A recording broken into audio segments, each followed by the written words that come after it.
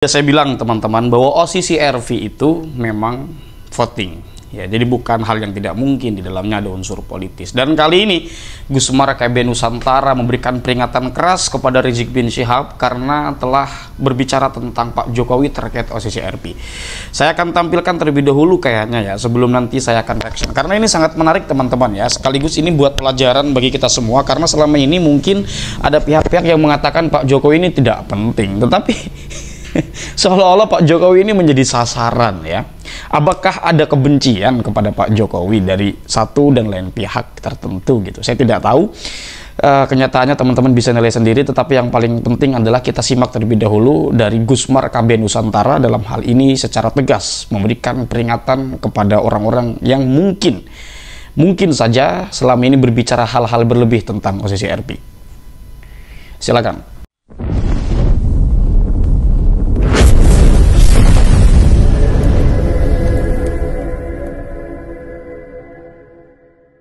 Assalamualaikum warahmatullahi wabarakatuh. Saudaraku yang saya cintai, saya banggakan, khususnya buat Rizik Syihab ini dan juga para gengnya yang kemarin meminta Pak Prabowo untuk menangkap Pak Jokowi terkait dengan OCCRV yang menuduh Pak Jokowi atau menempatkan Pak Jokowi pada peringkat 5 besar tokoh presiden terkorup di dunia. Ini ada klarifikasi dari OCCRV ini. Nah, OCCRV ini memberikan penjelasan secara jelas, ini detail tentang bagaimana bisa nama-nama orang masuk dalam nominasi tokoh-tokoh terkorup tersebut. Nih, biar matanya melek ya, didengerin. Sahabat saya, ini saya ambilkan dari Kompas. Lembaga Organized Crime and Corruption Reporting Project atau OCCRP memberikan klarifikasi mengenai nama Presiden ke-7 Republik Indonesia Jokowi yang masuk ke dalam finalis Person of the Year 2024 untuk kategori kejahatan organisasi dan korupsi. Lembaga yang berpusat di Amsterdam, Belanda itu mengumpulkan nominasi melalui Google Form sejak Jumat 22 November 2024 yang lalu. Jadi sekitar sebulanan yang lalu lah ya. OCCRP kemudian menetapkan mantan Presiden Suriah Bashar al-Assad sebagai tokoh terkorup 2024 dalam laporan Corrupt Person of the Year 2024 yang rilis pada hari Selasa 31 Desember kemarin. Daftar finalis tokoh terkorup 2024 lainnya yakni Presiden Kenya William Ruto, Presiden Nigeria Bola Ahmed Tinubu, mantan Perdana Menteri Bangladesh Sheikh Hasina, dan pengusaha India Gautam Adani. Selanjut, OCCRP menjelaskan penghargaan ini diputuskan oleh panel juri yang terdiri dari masyarakat sipil, akademisi, dan jurnalis seperti yang telah mereka lakukan selama 13 tahun ini.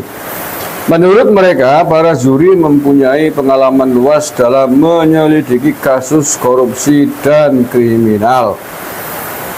Kami membuka pendaftaran nominasi secara umum dan menerima lebih dari 55.000 nominasi, termasuk beberapa tokoh politik yang paling terkenal dan juga individu-individu yang kurang dikenal, kata OCCRP dalam laman resminya. OCCRP mengaku tidak memiliki kendali atas tokoh yang dinominasikan karena datang dari masyarakat di seluruh dunia. Tak terkecuali munculnya nama Jokowi dalam nominasi Person of the Year 2024 untuk kategori kejahatan organisasi dan korupsi. Mereka yang masuk dalam nominasi finalis mendapatkan suara secara daring terbanyak. Mendapatkan suara secara daring terbanyak. OCCRP mengklaim memiliki dasar untuk memasukkan sejumlah tokoh tersebut. Lembaga ini juga mengakui bahwa mereka tidak memiliki bukti atas keterlibatan Jokowi dalam tindakan korupsi. Oh, kan jelas kan? Saya ulangi, lembaga ini juga mengakui bahwa mereka tidak memiliki bukti atas keterlibatan Jokowi dalam tindakan korupsi. OCCRP tidak memiliki bukti bahwa Jokowi terlibat dalam korupsi untuk keuntungan finansial pribadi selama masa kepresidenannya, katanya. Namun, menurut mereka, kelompok-kelompok masyarakat sipil dan para ahli mengatakan pemerintahan Jokowi secara signifikan melemahkan lembaga anti korupsi Indonesia, Komisi Pemberantasan Korupsi atau KPK. Mereka juga menilai Jokowi juga menerima kritik secara luas karena melemahkan lembaga-lembaga pemilihan umum dan peradilan di Indonesia demi kepentingan ambisi politik putranya Gibran Rakabuming Raka sebagai wakil presiden terpilih.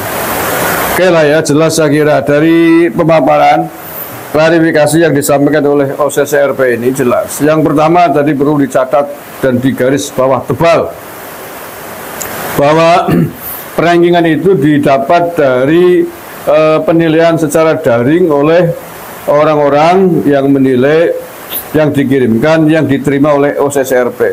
Jadi ini mirip polling ya, mirip polling. Nah kalau polling ya bukan survei, ini persis polling. Kalau polling itu tergantung masyarakat yang di polling. Kalau pollingnya masyarakat yang rata-rata pembencinya Pak Jokowi, misalkan polling Pak Jokowi kok di kalangan di kelompok komunitas kadrun-kadrun pekok lengop keparat, ya pasti namanya Jokowi buruk. Karena sejak 2014 dampak dari kekalahan politik di pilpresnya, kadrun-kadrun itu kan ngamuk nggak karu-karuan. Tiap hari nyanyiannya golingkan Jokowi, turunkan Jokowi, adili Jokowi, gantung Jokowi. Ya kalau di polling di tengah-tengah mereka pasti suara mayoritasnya mengatakan Jokowi korupsi, Jokowi PKI, Jokowi jasanya palsu dan seterusnya. Tapi kalau pollingnya dilakukan di tengah-tengah masyarakat yang mencintai Jokowi, maka hasilnya akan berbanding terbalik. Hasilnya pasti akan berbeda. Dan hasilnya akan mengatakan Pak Jokowi adalah presiden yang baik, presiden yang sukses membawa Indonesia, presiden yang sukses telah mengangkat harkat martabat bangsa dan negaranya. Itu persoalannya. Jadi dalam konteks ini maka tentu saja apa yang dilakukan oleh OCCRP ini, hasil polling yang dilakukan oleh OCCRP ini tidak bisa dijadikan bahan panduan, pegangan untuk menilai Jokowi itu korupsi atau tidak. Apalagi tadi mengatakan bahwa OCCRP tidak berdasarkan data, fakta-fakta apa saja tindakan korupsi yang dilakukan oleh Pak Jokowi. Bukan itu, hanya sekedar mengumpulkan suara-suara banyak orang dari polling online atau daring yang dilakukan. Hanya mengumpulkan katanya. Tentu saja ini sangat politis. Coba saja OCCRP lakukan polling yang sama di tengah masyarakat Indonesia. Iya dong, kalau ingin menilai Jokowi, apakah dia presiden yang korup, apakah dia presiden yang berhasil, presiden yang baik atau buruk, lakukan polling itu secara daring, terbuka seluruhnya di masyarakat Indonesia. Terbuka, diumumkan, jangan sembunyi-sembunyi. Nah kalau pollingnya dilakukan di sembunyi-sembunyi, tergantung komunitas yang di polling. Kalau komunitas kadrunnya mesti hasilnya buruk Pak Jokowi, nggak ada baiknya Pak Jokowi di tengah mereka.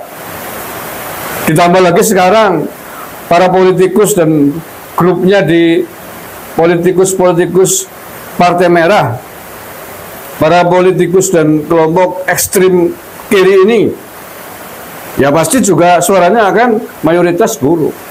Tapi coba polling, lakukan polling secara daring untuk seluruh masyarakat Indonesia secara terbuka. Itu baru fair. Atau agar lebih bagus lagi, jangan polling dong, survei. Iya, survei yang independen, objektif. Bukan polling yang dilakukan, apalagi kalau ada tendensi-tendensi rekayasa-rekayasa politik dengan maksud dan niat untuk menjatuhkan Pak Jokowi, hasilnya pasti buruk atau hasilnya pasti positif sesuai dengan bagaimana skenario yang dimainkan oleh pembuat polling atau pembuat survei. Ya, jadi jelas sekali lagi ini yang penting bahwa satu itu memang hanya mengumpulkan suara polling daring. Yang kedua, OCCRP menilai itu, meranking itu bukan atas dasar data, fakta, angka-angka korupsi yang dilakukan oleh Pak Jokowi, tapi semata sekali lagi hasil polling yang OCCRP sendiri tadi mengatakan tidak bisa mengendalikan hasil suara-suara polling itu. Hanya sekedar, oh ini suara yang masuk banyak ini, Jokowi korupsi, Jokowi PKI, Jokowi, dan tenek-tenek yang lain yang buruk-buruk kemudian disimpulkan menjadi nominasi. Kalau begitu nggak bisa jadi acuan dong. Sama, saya punya channel KB Nusantara dengan subscriber 800.000 lebih. Kalau saya polling, Pak Jokowi apakah presiden buruk apa baik? Nanti hasilnya, kalau di KB Nusantara insya Allah baik, mayoritas. Tetapi kalau kemudian yang melakukan polling dari channel-channel YouTube yang pembencinya Jokowi, akun kelompok kadrun kemarat, ya pasti buruk hasilnya. Kurang lebihnya begitulah. Bukan atas dasar data-data, fakta-fakta, nilai-nilai korupsi secara finansial yang dilakukan oleh Presiden Jokowi. Oke ya, saya kira ini clear, Pak. Ini sama Rizik Syihab, CS and the gang. Buka mata itu biar kamu tahu. Biar kamu tahu, tidak asal itu belum mau tangkap Jokowi, adili Jokowi, seret Jokowi, penjarakan Jokowi, penak banget. Kalau itu konteksnya, kalau seperti itu tujuannya, silakan dibuktikan Pak Jokowi korupsinya di mana, korupsinya berapa, pada proyek anggaran negara yang mana, pada pos anggaran APBN yang mana. Kalau Anda punya data-data korupsi itu, fakta itu, silakan dilaporkan KPK. Nanti KPK akan menyelidiki, memanggil baik pelapor maupun terlapor. Ketika terbukti baru misalkan tersangka ditangkap. Itu bos, untuk menangkap seseorang tersangka korupsi. Ini baru polling suara kok. Polling suara yang dasarnya adalah like and dislike, bukan by data. Paham ya? Oke, mudah-mudahan ini mencerahkan dan menjadi perhatian bagi kita semua. Terima kasih. Assalamualaikum warahmatullahi wabarakatuh. Jelas ya bahwa selama ini mungkin saya tidak tahu tepat atau tidak ya. Barangkali tepat dikatakan bahwa kita kena prank tentang pemberitaan Pak Jokowi yang masuk atau sempat masuk dalam nominasi OCCRP sebagai presiden terkorup, nominasinya ya. Jadi sekali lagi saya katakan bahwa penghimpunan data yang dilakukan OCCRP itu adalah voting, ya, polling.